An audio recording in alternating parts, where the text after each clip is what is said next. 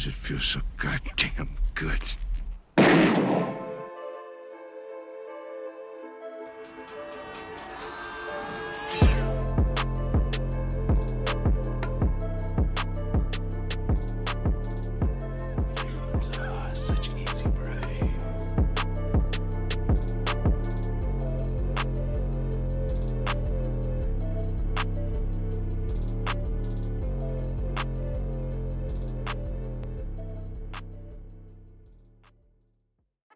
Hey, what's up everybody? It's Prone here and welcome to episode 4 of Prone's Picks, where I'll be talking to you about some of my favorite underappreciated films and filmmakers. On today's episode, I'll be talking to you about some recent noir films that I think have kind of flown under the radar and haven't quite fully got the recognition that they deserve. Now, the noir genre is quite a broad one. Chances are you're a fan of neo-noir, new school, and you don't even realise it. Essentially, a noir film is a stylised crime drama, and more often than not set in a city-urban environment. It usually features hard-nosed, cynical type characters, more often than not women, or even your everyman type of character who has some kind of moral dilemma.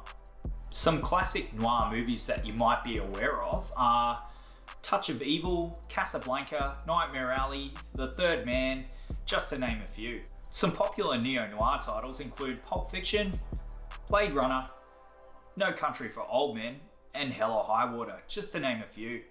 Even The Terminator is classed as neo-noir.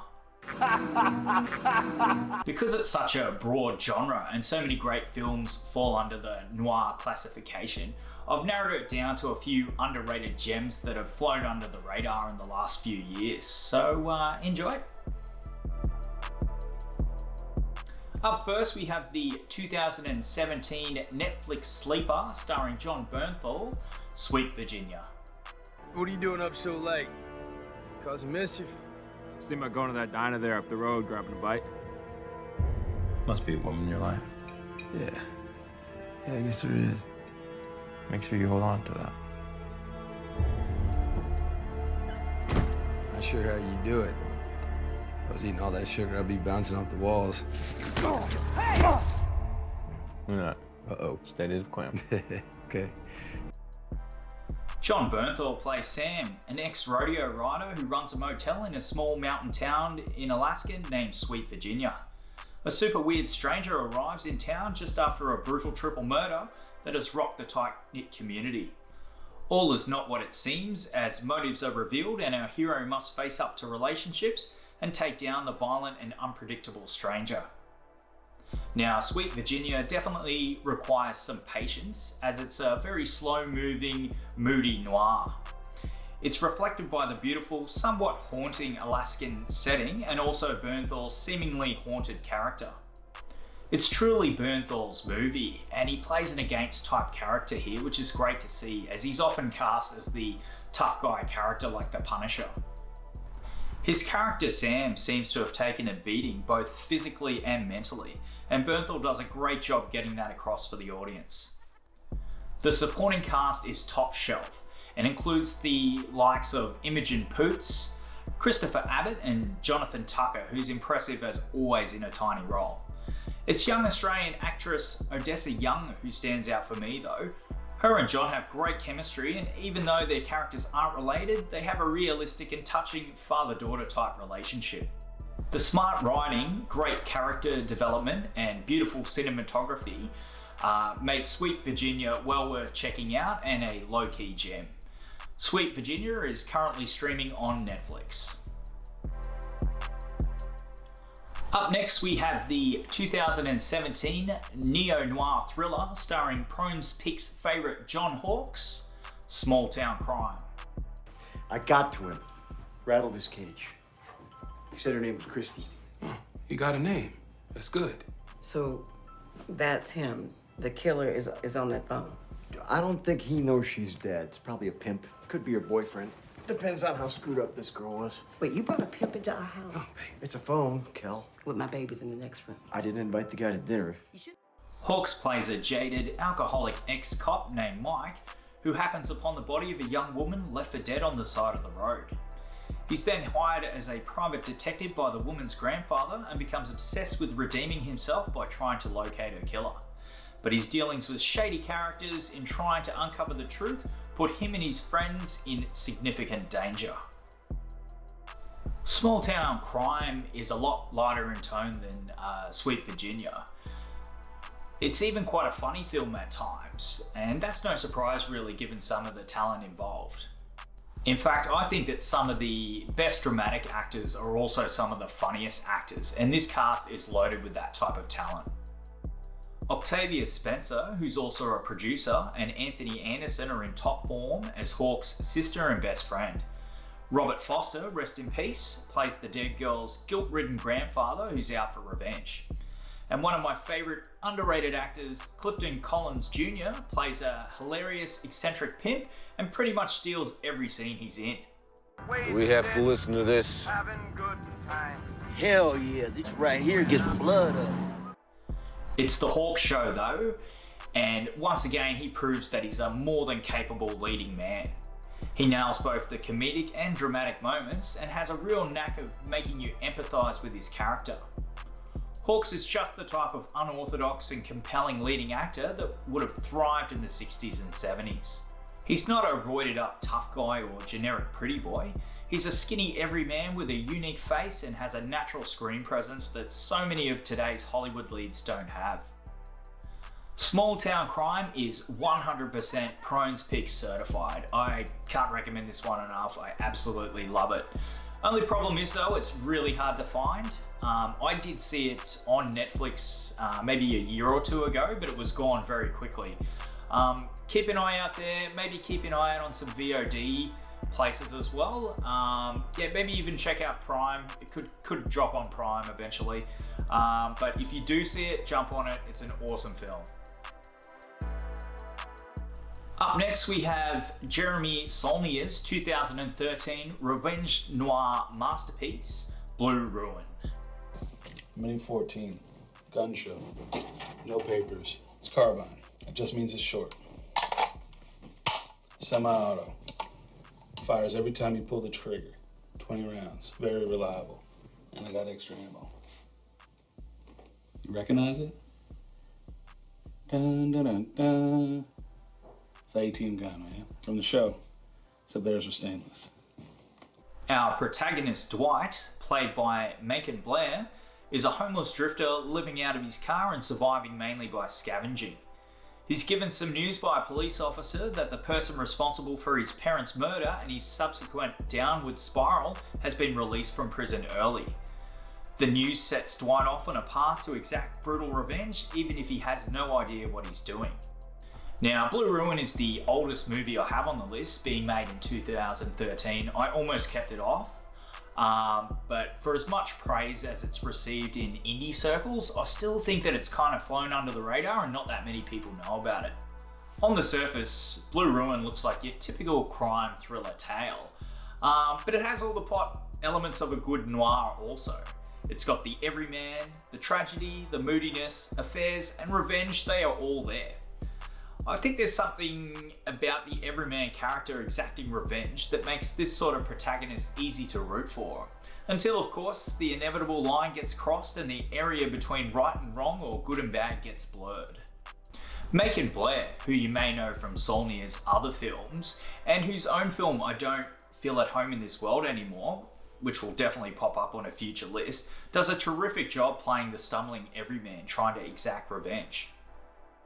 Blue Ruin is a very violent film, and not in a ridiculous, over-the-top way. The violence is messy, realistic, quite grounded, and never at all sexy, which is a real strength for me. But sprinkled amongst all the violence, revenge, and impending doom is some strange dark humour which really adds to the realistic nature of the film. In fact, if someone was to tell me that this was based on a true story, I would not be surprised at all. Anyway, I could talk about Blue Ruin all day. It's a modern day masterpiece. I do also recommend checking out Jeremy Saulnier's other films, Murder Party, Green Room, and to a lesser extent, Hold the Dark, which are all available to watch on Netflix. Unfortunately, Blue Ruin just got taken off Netflix recently, but keep an eye out, I'm sure it will be back. It's available to stream for free on Canopy and to rent on iTunes and Google Play Movies. Up next, we have one of the best Australian films of the last decade, 2016's Goldstone. Now here we are being civilised to one another. But you and I both know things are going to change sooner or later. Because that's how life is, Jay.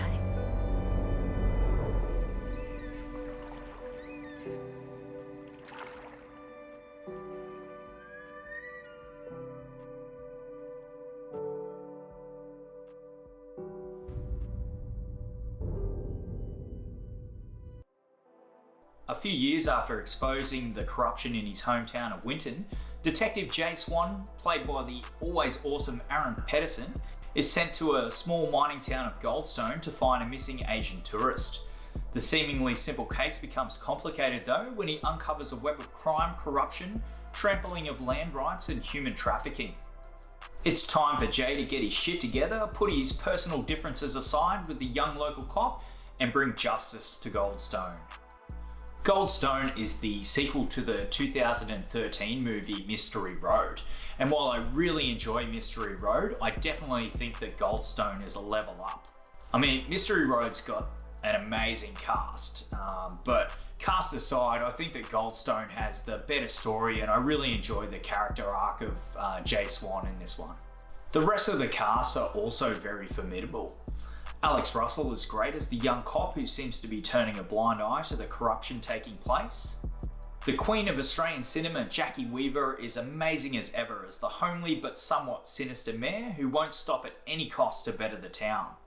The legendary David Gulpilil plays an elder who's being forced to give up land to the mining company. And of course we have another Aussie legend, David Wenham, who plays a multi-layered antagonist.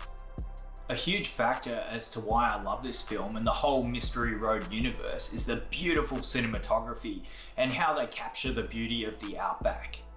Another factor is the portrayal of all the Indigenous characters. They're often well-written, multi-layered characters, which is a theme that continues to even greater effect in the Mystery Road TV series, which I highly recommend. While the story isn't perfect, the themes of human trafficking, the stolen generation, corrupt government, and large mining companies shitting on Indigenous culture are about as relevant as it gets. There really is something rewarding about seeing an Indigenous man take it to these pricks. Just makes me feel all warm and fuzzy on the inside. Goldstone and Mystery Road Season 1 are currently streaming on Stan, whilst Mystery Road Season 2, which is an absolute cracker, is streaming for free on ABC iView. Last but by no means least, we have the hugely slept on and future cult classic 2016's The Nice Guys.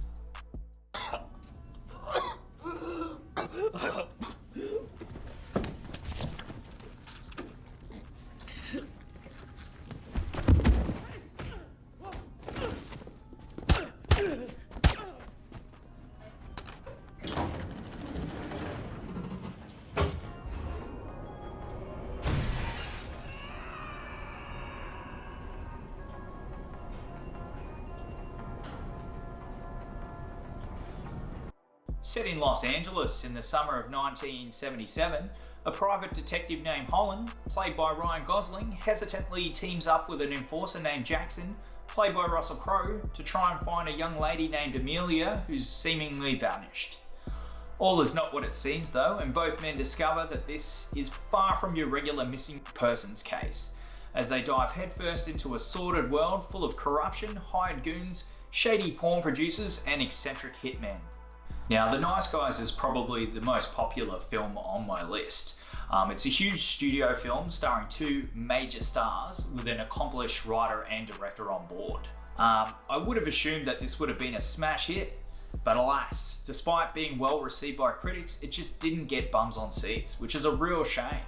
But over the last few years, it seems to be gaining some steam, mainly through streaming and VOD services. Most of the other films on this list, with the exception of Small Town Crime, are pretty moody and grim tales. And although it does have its serious moments, this one is definitely a lot lighter in tone than the rest of them. In fact, it's pretty much a comedy. I already knew that Rusty had some comedic chops, but Ryan Gosling, who knew, right? Dude is hilarious in this, and he and Russ bounce off each other really well. Their chemistry is great. It's not just the Russ and Goz show though, as the rest of the supporting cast are also really good. Margaret Qualley, who you may know as Kitty Cat from Once Upon a Time in Hollywood, is great as the rebel hippie daughter of a high-ranking Department of Justice official, played by Kim Basinger. Genre favourite Keith David has a great role as a rival enforcer, and young Aussie up-and-comer Anguri Rice is an absolute revelation as Gosling's daughter. She more than holds her own in her scenes with Crowe and Gosling, and is a real reason as to why this film works for me. Great casting and attention to detail with the production, set, costume design aside. Probably the main reason as to why I think this film is so good and works so well is the wonderful script, co-written by director Shane Black and Anthony Bagarozzi. I think that Shane Black is one of the best writers in Hollywood, especially when it comes to this type of movie, the buddy cop action comedy genre. His list of writing credits include Lethal Weapon 1 and 2, The Last Boy Scout, The Long Kiss Goodnight, The Last Action Hero, and Kiss Kiss Bang Bang, which he also directed. And this is just to name a few. I'm a huge Shane Black fan, and I'm definitely sure that this won't be the last time that he's spoken about on Prones Picks. Anyway, if you haven't seen The Nice Guys, do yourself a favour, check it out ASAP, you definitely won't be disappointed.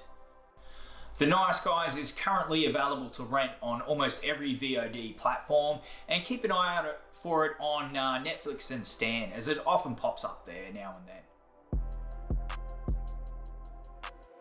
Well, once again, this was a really tough list to put together. I had about 20 films on my shortlist, so you know I've got quite a few honourable mentions here, and here they are. Andy! What the hell are you doing here? I want the money. Why would I have the money? Don't you play fucking dumb with me. I don't have it! Really? You haven't seen Ed recently? I'm afraid you've been misinformed. You should be afraid that I'm gonna shoot you in the... Seriously. Another fucking bet. You didn't think I was gonna search under the goddamn bed? Think about what you're doing. Ed will kill you, you know. Fuck Ed! He should be afraid I'm gonna kill him!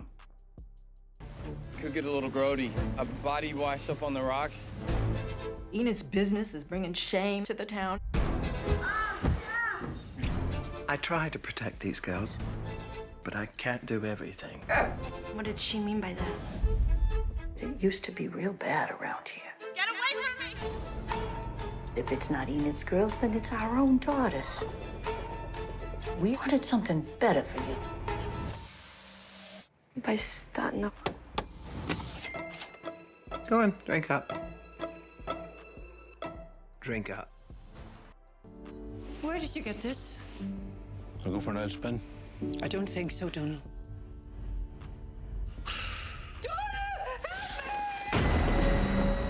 Ma? There's an old man living in the house. Clean shaven, light hair. Fancy looking sort of boy. What's this carry on, boys?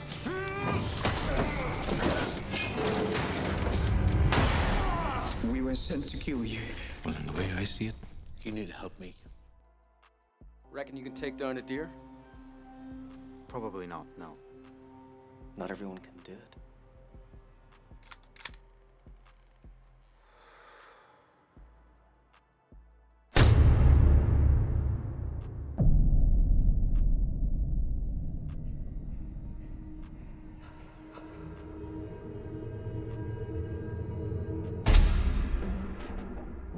We just call the police and go to the police. It'll be considered murder. We go to that town, we come back here tonight. You have no choice. Successful day stalking? We're putting together a search party. What were you doing last night? What real evidence have we got? Nothing. Dorothy called me 3 days ago asking for help.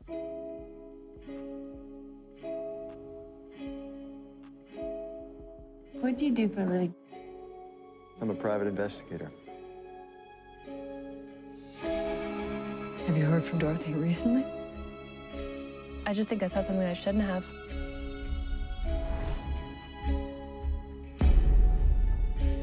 How did you expect to arrest me without a gun?